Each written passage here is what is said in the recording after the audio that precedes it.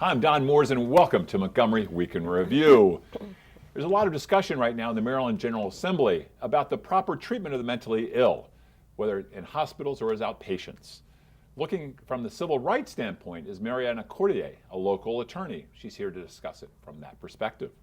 From the other perspective, public safety, is Graciela Rivera-Oven, the host of Montgomery Semanal, Revista Semanal, I apologize there. She's going to talk about, again, from the public safety standpoint, why we should make sure that we are separated from them. Stuart Rosenthal, the publisher of The Beacon, is here. He's going to talk about health stories and all things that are in this week, or this month's February edition of The Beacon.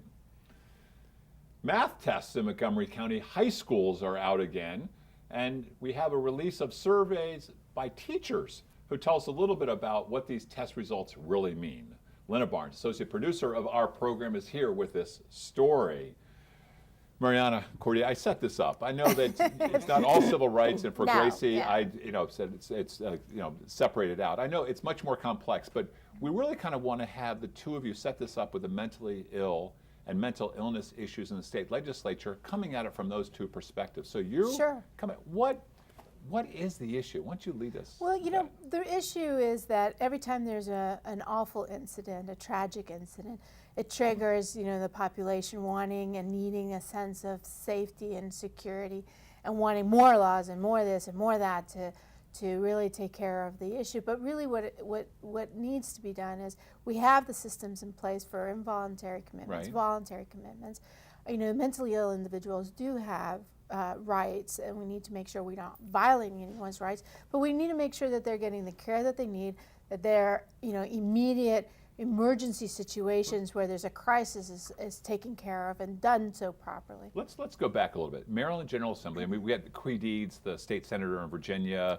His son can't find a bed. There's a lot of that. Then we had that situation, so that everyone's clear, is they did the emergency process in Virginia. They were requested that he be involuntarily committed, and they said, and everything was signed off at the courts, but when it was time for the institution to provide a bed, they said, oh, sorry, we don't have any beds, come back tomorrow. And that was where then the crisis hit, and the tragedy Let's bring this to occurred. Annapolis.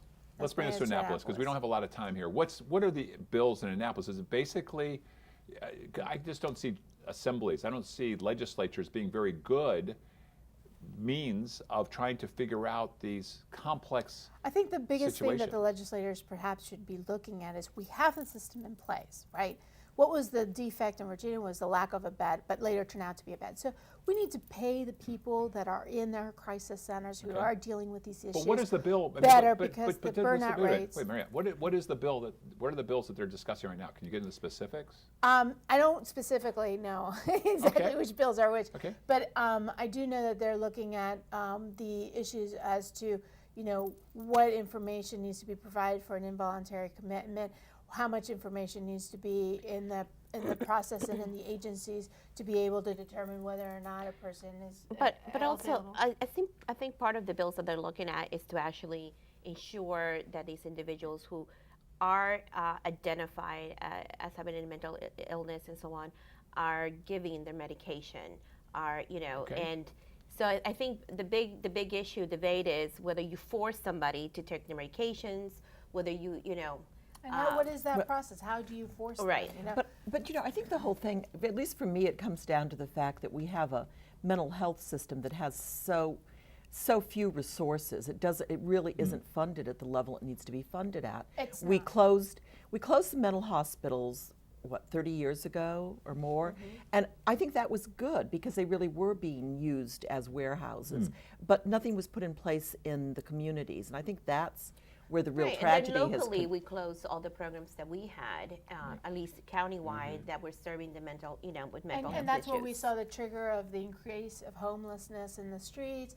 You see an increase of, the issue is so large, and there's so many aspects to take it. You have to think about. And the pendulum swings from year to year as to what we need to be doing or what people feel they want to do. And as you say, people respond to a crisis in this kind of way. Well, I think the tragedies are what are driving the focus when really I think we need to step back from the tragedy and not so much deal with the fact that, oh, so-and-so murdered you know, this, Well, but think about what came before that that we could have prevented. And the prevention, I think, is what's the unpopular topic and really needs to be the topic. It needs to be the focus of the legislatures. But aren't they talking about prevention when looking at forcing people to take their medicine? I mean, don't we do that in other illnesses as well? If somebody doesn't take their cancer medicine, don't we force them to take cancer medicine? What is Do we? the mechanism? How are we? The I don't think the so. only area No. that I know of that they force people to take medication where they show up and they make you swallow it and they look at you is tuberculosis when they're treating you someone who has TB. Other than that, I'm not aware of. There may be, but I'm not aware of any other Well, mechanism actually, to in force. nursing homes and assisted living facilities, they give, or in hospitals, they give you the pills and they want to see you take them. Yes. They wait for you to do that. Yes, but the problem is for many of these mental illnesses, once they reach a stable condition, they're released. And they must maintain their medication. Right. And that's That's a where the big problem. comes in. Right. Because they may not, and it may be not because they're lazy or they don't care, or what, it's part of their illness that they have the paranoia, maybe the pills make them feel So funny. you or do raised two something questions. to One, should we make them do it? And two, how would we make them do it if we Right. wanted to? What, is there an answer to the second Well, I question? think that's what that needs to be studied and looked at, and that's where, as Linda was saying, is we are so short in resources. There's not enough resources, and the popularity of focusing resources in that area doesn't exist. People don't want to spend money on that. They want to spend it on the schools. We've got 20 seconds left. The civil So they have rights better of math mentally ill, civil rights of mentally ill patients, Yes. best protected how? Well, I think it's a 20 seconds. 20 seconds is we have to come together as a community, as families and everybody, and recognize what is the issue and try to do what we can to get those people in treatment and maintain the treatment. Yeah, but we're not talking about, let's go 15, we're going to go over, sorry, Gracie. But you're not talking about protecting their civil rights, you're talking about prevention. What's the issue? Is it more attorneys? Should every one of them get an attorney Well, they are paid for by the entitled to an state? attorney. I mean, they're entitled to know their rights. They're entitled to all those things. But I think what really comes down to it is maybe looking at the laws and our determinations of what is capacity, what is a person's competency to understand what they need to do for their treatments. Okay. But it's not necessarily negating all their other rights or causing them or forcing them to do things that Thank you, would Mariana. be harmful. Okay, perfect. All right, so you've got the protecting civil rights. Shouldn't we all be concerned in the public? Don't we need protection, Gracie, from the mentally ill? I guess what when Mariana was saying that we already have these programs in place and so on, the question is, yes, we might have these programs. Are they being funded to the level that they should be funded? Are the people who are running those programs, at least locally, do we have the man capacity? Do they have the training? I guess we had 4 homicides in January in Montgomery County, more homicides than actually DC, okay? And pretty much every homicide has a link to a mental health issue. Okay. Okay, including the 2 little kids who died in Germantown, the babies, and the 2 siblings were stabbed. My clerk, my 7-Eleven, was actually savagely stabbed over 70 times by an individual who has a criminal record, who has a mental health record as well of and issues, and yet we still having this conversation whether we need services. Of course, we need services. Okay, but let's hold on about the services. She was talking about services. What about your clerk at the 7-Eleven? What about protecting him? Isn't this a public safety issue? Well, the question is, if this individual had been in as a revolving door into the justice system, right? And if he had been in and out, had he been evaluated for mental health, issues? Was somebody supervising him? Was he on probation? And if he was supposed to be on medication, was somebody, looking out to make sure? It's really hard because, when crime happens, when a tragedy like this happens, everyone wants to point the finger and blame someone and say, it would never happen if we did X, Y, Z. And unfortunately, no matter what we do, whether it's mental illness or just drugs or desperation or whatever, crime's going to happen. So we have to accept that that's going to be a component. But this is something that perhaps we would have been able to avoid. And I understand that crime is going to happen. And that, and I think in a community of 1 million+ people, we can all understand that. The question is, do we have the mechanisms to prevent of crimes like this happening when we have individuals have a direct contact with the system? And I think, when you have caseworkers who have, a caseload of 60, 70 cases, then yes, I think we need to look at that might be a public safety issue. Sorry. Go ahead. Do you think we need more institutions like we used to have to put people in? Is that the way to go? I think we need a better way of understanding and identifying individuals in our systems. Everybody from even our school system. The young man who did the shooting at the mall, he actually, was raised and went to our school systems and graduated from a high school here in Montgomery County. So whether is family members who have, and in that case in Virginia, the father tried to, but the system failed him. Often the parents don't even have any idea the kid would turn violent. They had no concept that it was possible. Well, actually, when you hear the interviews of the mom of the shooter at the mall, she said that her son had been depressed and that he had talked about taking his we're talking about life, the Columbia Mall. About the Columbia Right. Mall. So they usually people who There's are something. close to these individuals. But a lot of but the teenagers may question say is, that. You don't know to take them seriously. Well, that's the civil rights issue. That was what was happening 30 years ago, where someone said, "Oh, I'm feeling a little depressed." 30 days, 60 days, a year in an institution, and Well, exactly. And I was going to say, it seems to me there are two different types of people. Sometimes it's really comes, perhaps not out of the blue, as you were saying, Gracie. The mom could say this person's depressed, but was it at the level that you really thought this was going to happen? The same thing with the Connecticut school shootings. I mean, there clearly were mental health issues there, but nobody was treating it. But then there are the people who have been in and out of the system time and time again. And I think that's Gracie's talking about with the 7-Eleven killing. Right. And how do you get that cycle stopped? I think that's what's really because critical. to be complacent and say, yes, crime is going to happen, and yes, you're going to be, that's not the answer either. To have it legislative and put it into law, well, that's not the answer as well either, because you're not being proactive. You're just criminalizing a health issue.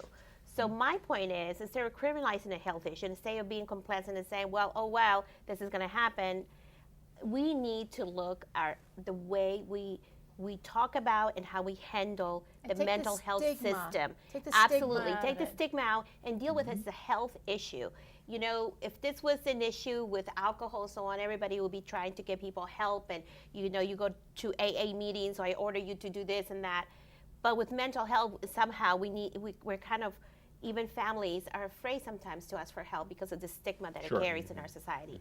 And I think our community really needs to, to come into handles of how we're going to deal with this issue in a productive way. What a great way to end the first half, very productively. Thank you very much, Gracie. We'll be right back after these messages.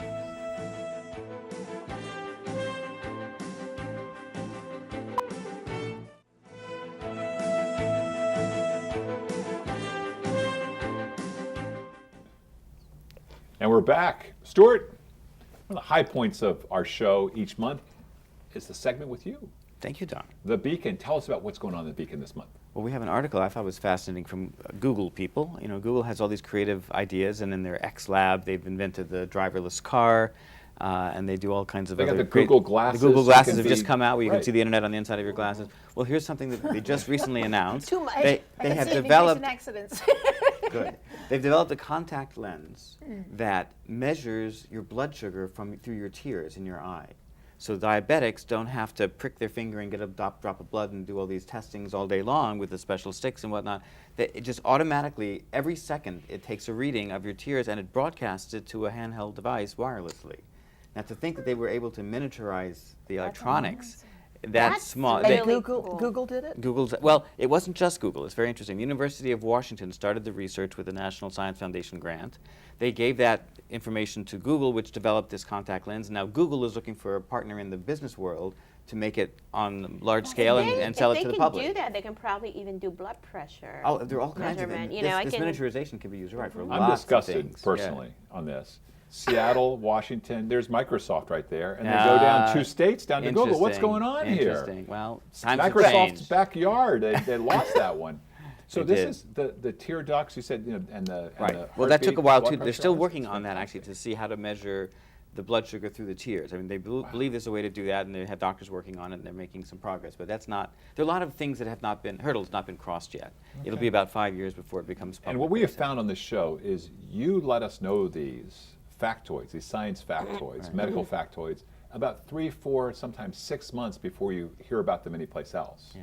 And you're always right. So what's the next one that we can be ready for? Oh, okay. This has to do with Alzheimer's. This is more publicly, widely known, I guess. Vitamin E. There was a study of veterans with Alzheimer's using vitamin E, because there had been found some years ago. There was a study that said that vitamin E in high doses helped advanced Alzheimer's patients and reduce the speed at which they decline. Okay. So now they tried it on mild to moderate Alzheimer's, and again, they found very strong evidence that vitamin E, 2,000 IUs a day, very much reduced the need of people, the decline of people in terms of their taking Where do care we of get? themselves. Do you know where we get vitamin E in nature? Yeah, sure. Well, nuts, seeds, Okay. Grains. Which you talked well, about that's- leafy I remember greens. 6 months ago. You were talking about the lots the of beauty places of to get nuts. it naturally, Yes. and then but this was a supplement in this Okay. study. But there is a downside, and that Uh-oh. is there was not a study so much, but there was a review of lots Right. of other studies about 5 years ago that found that in cases where people were given a high dose of vitamin E, they had a slightly higher risk of death from all causes than others who weren't taking the vitamin E. So no one knows really what that means, but it's always been is that something we should be concerned about? I think it's like with this with mental health issue. There's a pro and con here. If you've got someone with Alzheimer's, it's eventually a fatal disease. It leads to tremendous decline. It gets worse and worse as time goes on. If you can extend the time in which people were having the decline and they weren't going to live quite as long, would that be a bad thing or would that be a good thing? Maybe it actually is The no reason not to trade-offs, use yeah. it. And then So- I also heard lately that for people who are healthy individuals, if you take supplements like vitamin E or B, you can actually be doing more damage than good. So I think the lesson is to talk to your physician, Oh, and yes. actually, if you do have the signs of Alzheimer's, maybe then it's a good idea. But Well, no one's recommending that anybody do it right now. I mean, Right. this is one of these. The study was just done. They say don't go out and do this on your own. Talk Right. to your doctor. But they're going to be doing more studies to look into this more. We've got just about a minute and a half. Keep going. Oh, more.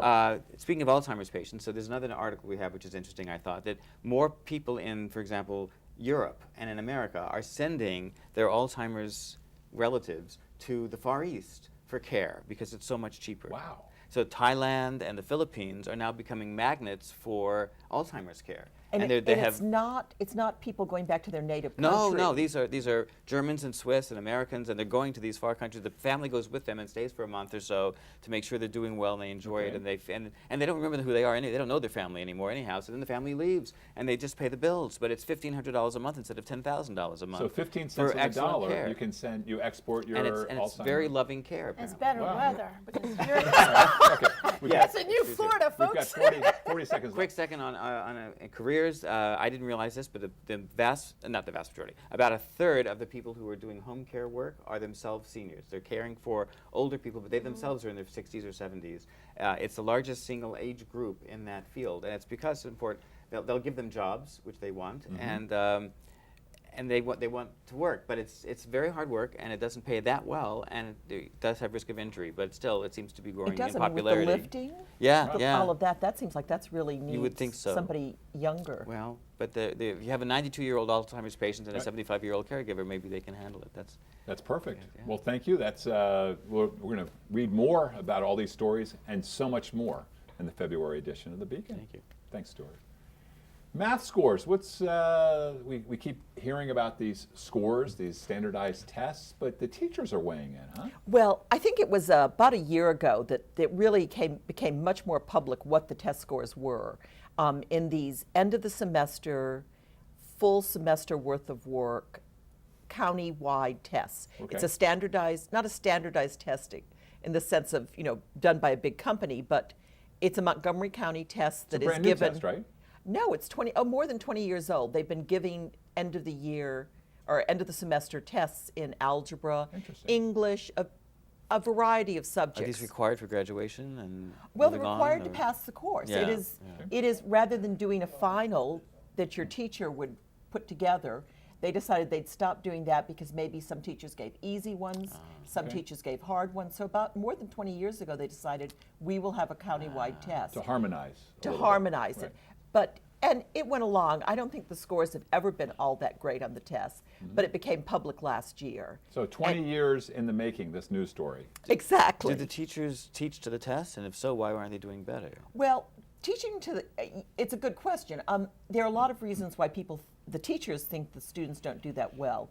You can have, for example, 2 A's in the course. A semester, rather quarter 1 and quarter 2, you've got A's. If you make a C on the test, you will still get an A for the semester grade. It's part of the calculation, but it's not that heavy a weight. So this is in the teacher survey that came out. This was one thing that came out, that the teachers don't think the weight of the test is enough to make students care about it.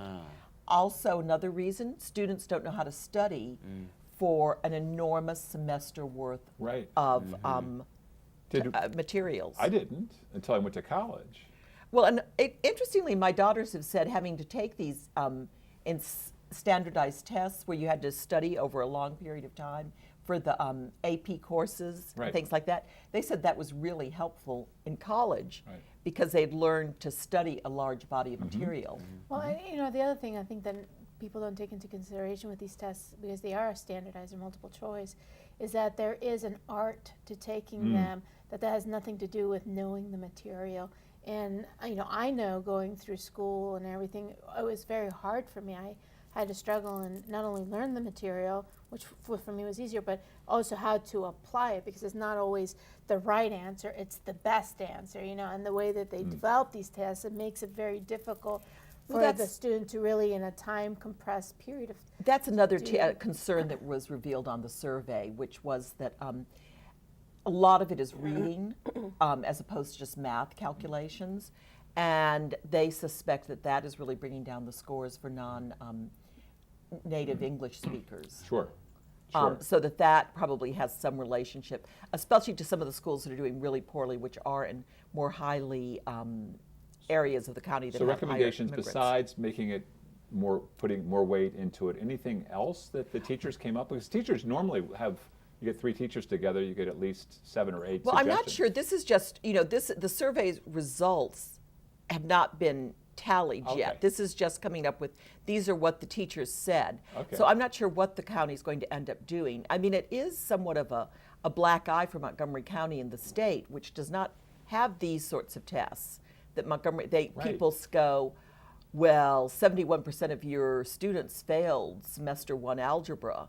What does that mean about Montgomery County? And it really is, since no other counties in the states have it, they kind of go, oh, well, no, it doesn't really mean that. But it's And that's the reason why it's been very quietly, why the test scores have not been openly shared for 20 years.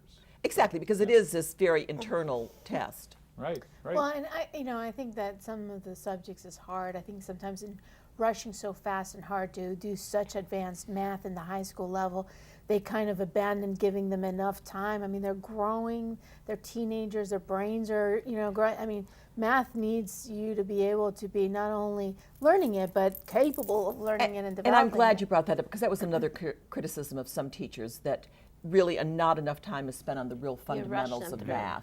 That you rush through, so that you might spend a week on this topic in the first week of the first quarter, and they never really get it down that well, and then you've moved on, and so that's a real problem. Maybe a student right then can take the test and do well on it, but what is that? It needs to be reviewed by the teacher as well, not just by 26 weeks later, that whatever that concept was is just Well, I always not thought, there. Being, in school and everything, they give you that practice makes perfect in athletics, but I think that's the same for math and science and other, if they keep them practicing the basics and doing them over and over and over, and then adding the new stuff, but keeping up with the rest, they're stronger in their basics than, being able to do at one snapshot period of time on advanced math. That's the last word. We have to be stronger in our basics to end right here. I want to thank all of you for joining me today, and I want to thank all of you in the viewing audience for joining us for this week's edition of Montgomery Week in Review. I'm Don Mooers, and I invite you to join us again at this very same time